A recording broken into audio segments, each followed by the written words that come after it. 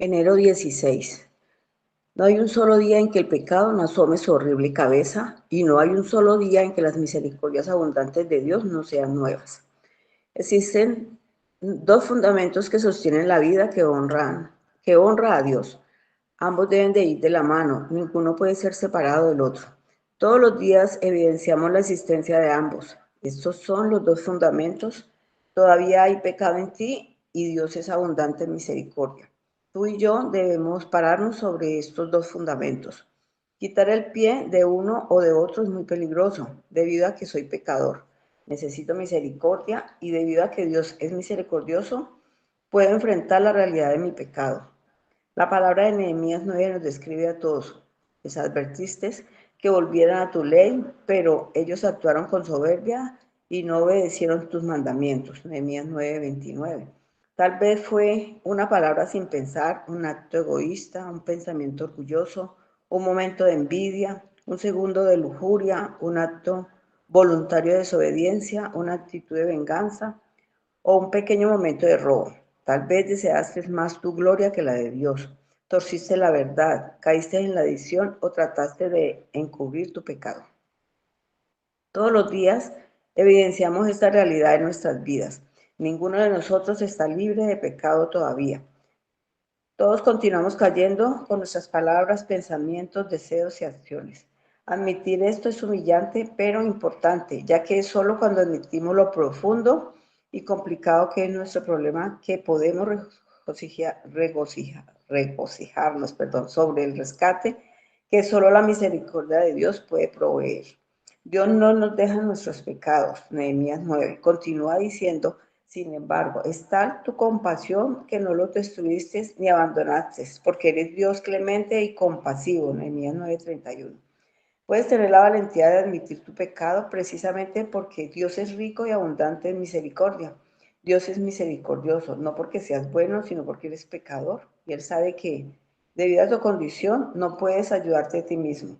Ser pecador significa que tú mismo eres el mayor peligro que jamás enfrentarás y que es imposible que huyas de ti mismo. Solo tienes una esperanza. Necesitas de alguien poderoso, sabio y misericordioso intervenga en tu vida y perdone tus pecados, que progresivamente te libre del dominio del pecado. Esta misericordia tiene nombre, el Señor Jesucristo, y su misericordia siempre es nueva, diseñada especialmente para batallas de cada día, para profundizar y ser alentado. Efesios 2, del 1 al 10. Amén.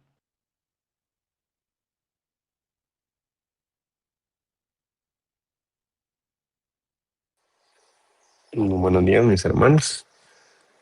Empezar la reflexión de este día.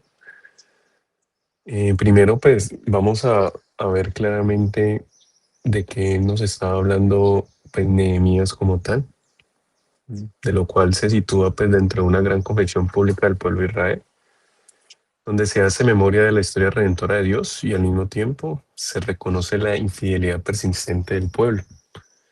Recordemos que en Nehemías estaba hablando de Esdras, llevando al pueblo nuevamente al arrepentimiento. Y en este preciso capítulo 9 muestra cómo, o sea, le muestra al pueblo todo lo olvidadizo que había sido. Vamos a ver también que debemos ver a Israel como si fuésemos nosotros mismos. Entonces Esdras empieza a mostrar todo lo que Israel fue. Entonces, cómo, de dónde los ha sacado, cómo ha, digamos, cómo ha sido fiel Dios con Abraham. Y muestra todo eso precisamente dándonos a saber que nosotros somos personas olvidadizas, ¿sí? Entonces, con claridad, Nehemías muestra una tensión que atraviesa en toda la escritura. Por un lado, la constante rebelión del hombre y por otro, la misericordia fiel y paciente de Dios.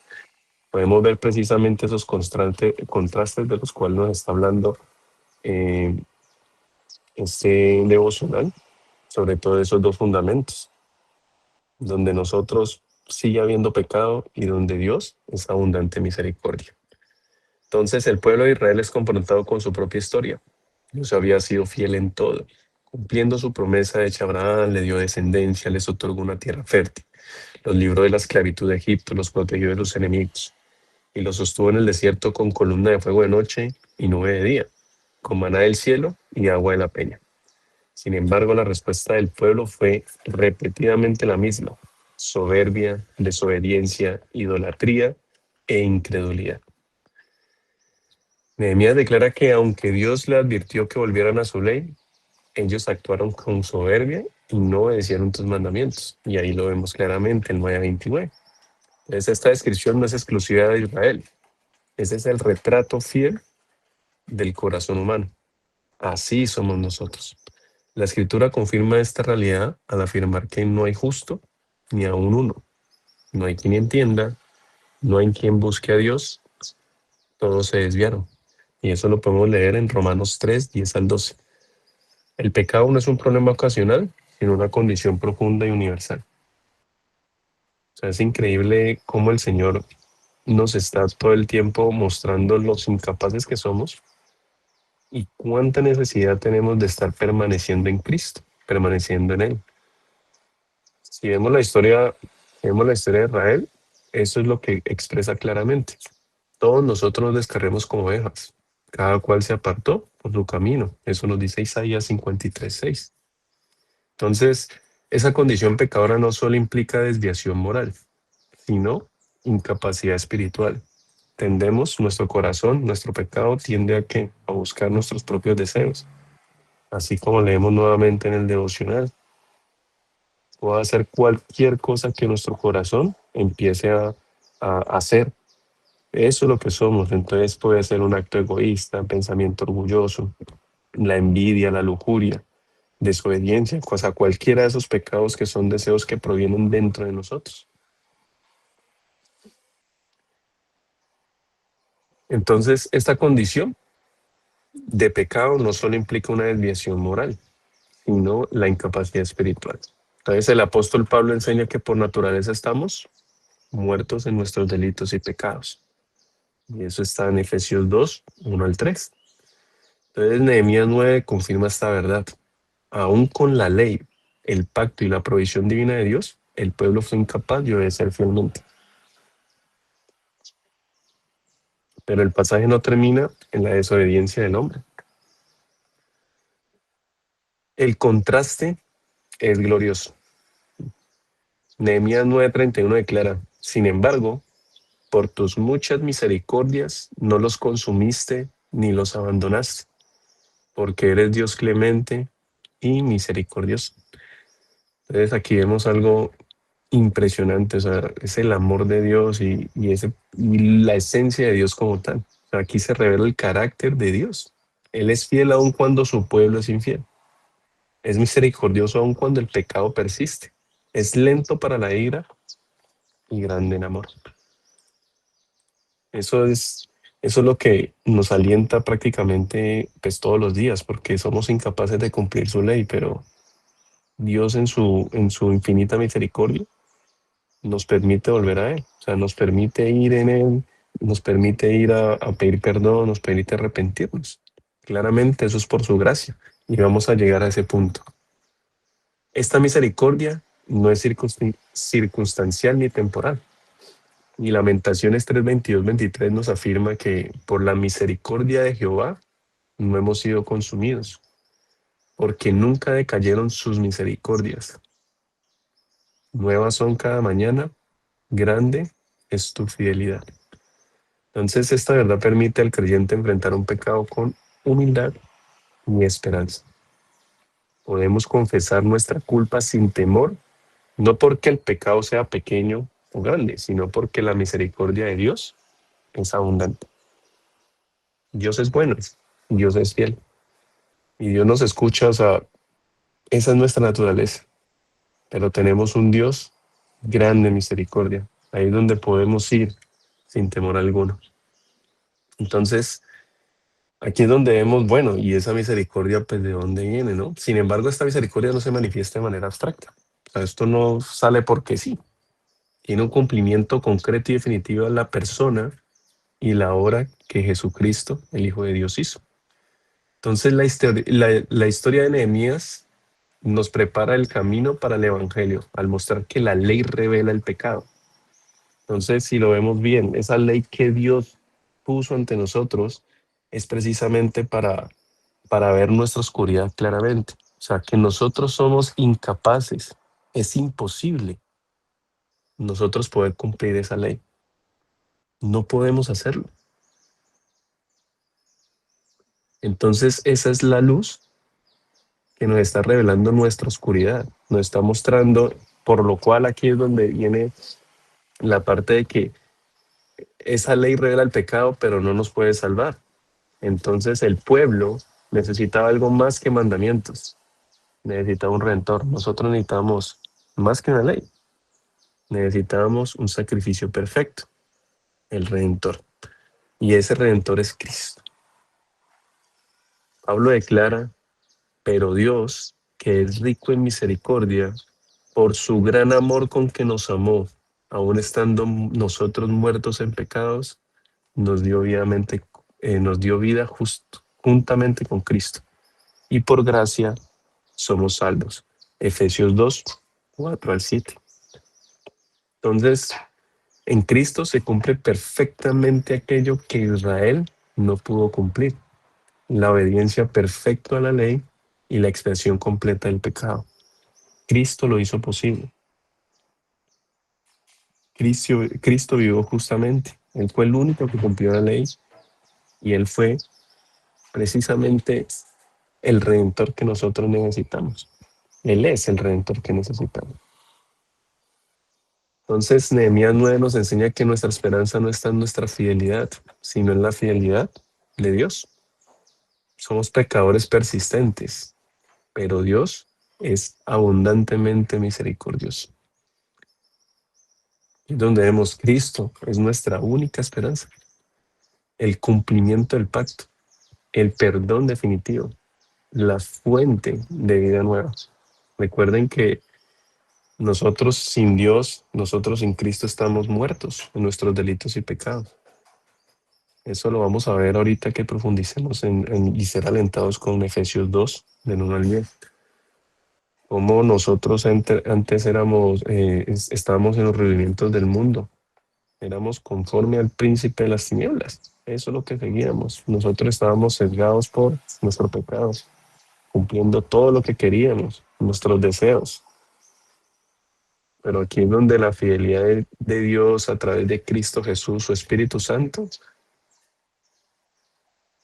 muestra ese pecado, nos hace ir al arrepentimiento, que es la diferencia. O sea, Cristo Jesús es el que nos transforma a nosotros, es el único camino. Pero ahora nosotros sí, seguimos siendo pecadores, pero ya el pecado no domina en nosotros, que es la diferencia. Nuestra naturaleza es ser pecadores, pero ese pecado no puede dominarnos, porque nosotros somos transformados por medio de Jesucristo. Entonces Cristo es nuestra única esperanza, cumplimiento del pacto, el perdón definitivo y la fuente de vida nueva. Entonces esta verdad no solo nos instruye, sino que nos alienta a vivir cada día en arrepentimiento, fe y gratitud, descansando plenamente en la obra consumada de nuestro Señor Jesucristo. Entonces, mis hermanos, esto es para que nos gocemos, o sea, realmente nos gocemos de qué Dios tan misericordioso tenemos, que recuerden que por Jesucristo fueron hechas todas las cosas. Por Él fue hecho todo este mundo, todo lo que conocemos, el universo, o sea, todo para la gloria y honra de Cristo Jesús. Y cómo Dios, con su gran amor, pues dio a ese hijo en sacrificio. Lo dio en sacrificio por nosotros, por su amor. Es increíble. Eso es para llenarnos de gozo y permitirnos estar en esta mañana, en este momento, poder regocijarnos y alentarnos en que Cristo me ha salvado, Cristo nos ha transformado y nos ha dado precisamente la esperanza de que en este momento podemos servirle a Él, en este momento podemos vivir para Él y no para nuestras obras, no para nuestros deseos. Él es el que nos transforma. Entonces, si en esta mañana tenemos inconveniente en nuestra vida, o sea, las luchas que tenemos, todo lo que, la lucha precisamente entre nosotros mismos y el obedecer, el estar arrodillados pidiéndole al Señor que nos ayude, pues Él está ahí con los brazos abiertos, Él nos está recibiendo, Él nos está escuchando, porque eso es el ser cristiano, el luchar contra ese pecado, el luchar contra nosotros mismos. Y precisamente dice que estamos luchando contra las huestes, porque es que sabe que es nuestra debilidad. Y en este mundo caído, no sé si ustedes han analizado que cada vez la inmoralidad, cada vez todo lo que se está mostrando en este mundo es prácticamente diciéndote cómo deshonrar a Dios, cómo vivir en contra del Señor. Eso es lo que nos están enseñando todo el tiempo. Ahí es donde debemos pedirle mucha sabiduría a nuestro Dios a través del Espíritu Santo para que nos guíe, para que nos muestre, para que vivamos piadosamente para Él. Porque el dedicar más tiempo al Señor es lo que nos mantiene firme. Esa es nuestra firmeza para poder caminar en Él. Acabamos de leer cómo el pueblo de Israel, teniendo todas las bendiciones del Señor, mostrando todo, su fidelidad a Abraham, o sea, mostrando cómo los cuidó en el desierto y cómo ese pueblo era infiel, cómo ese pueblo olvidaba, cómo ese pueblo buscaba idolatrar a otros dioses, a pesar de ese cuidado, de eso tan extraordinario que podemos ver. Es increíble, mis hermanos, es increíble. Eso somos nosotros. Y si eso somos nosotros, con mayor razón, cuánto cuidado debemos tener en nuestra vida diaria. Cuánto cuidado debemos tener de que ese corazón es engañoso. Nos dice el Señor, engañoso el corazón más que todas las cosas. Y solo Dios lo conoce. Dios sabe cómo somos y ahí es donde podemos ir de rodillas a orarle al Señor y decirle, esto somos, ayúdanos, porque Él es el único que puede sacarnos de ahí. Él es el único que puede alentarnos. Y entender en esta mañana que su misericordia es infinita, su misericordia es grande y su bondad y todo lo que ha hecho por nosotros. Entonces hay que darle la gloria y honra a Él. Esto es un privilegio que debemos aprovechar al máximo. Entonces todos estos tiempos es de bendición, todos estos tiempos de crecimiento y darnos cuenta que el Señor Jesucristo es la única esperanza que existe. Entonces, para profundizar, vamos a leer Efesios 2, 1 al 10. No sé si el pastor Eduardo nos puede colaborar con este pasaje. Claro que sí, Sergio. Efesios 2, del 1 al 10, ¿cierto? Sí.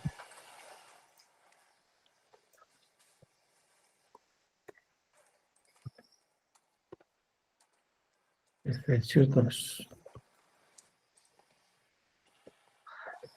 Y Él os dio vida a vosotros cuando estabais muertos en vuestros delitos y pecados, en los cuales anduvisteis en otro tiempo, siguiendo la corriente de este mundo, conforme al príncipe de la potestad del aire, y el espíritu que ahora opera en los hijos de desobediencia, entre los cuales también todos nosotros vivimos en otro tiempo, los deseos de nuestra carne, haciendo la voluntad de la carne y de los pensamientos. Éramos por naturaleza hijos de ira los unos que los demás, pero Dios, que es rico de misericordia por su gran amor con que nos amó, aun estando nosotros muertos en pecado, nos dio vida juntamente con Cristo.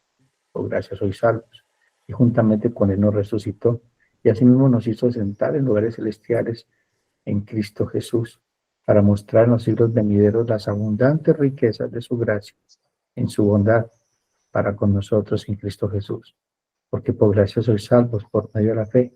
Y esto no es de vosotros, pues es un don de Dios, no por obras para que nadie se gloríe, porque somos hechura suya, creados en Cristo Jesús para buenas obras, las cuales Dios prepara de antemano para que anduviésemos en ellas.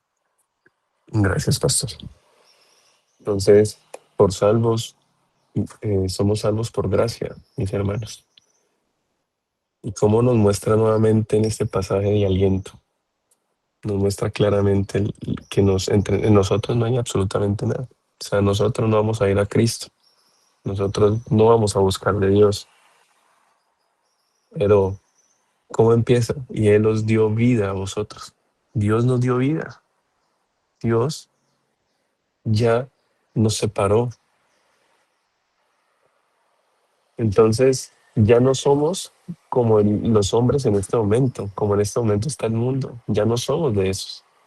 Dios nos transformó y claramente dice, ya nosotros no vivimos y operamos en desobediencia como tal. O sea, ya nosotros no vivimos siguiendo la corriente del mundo.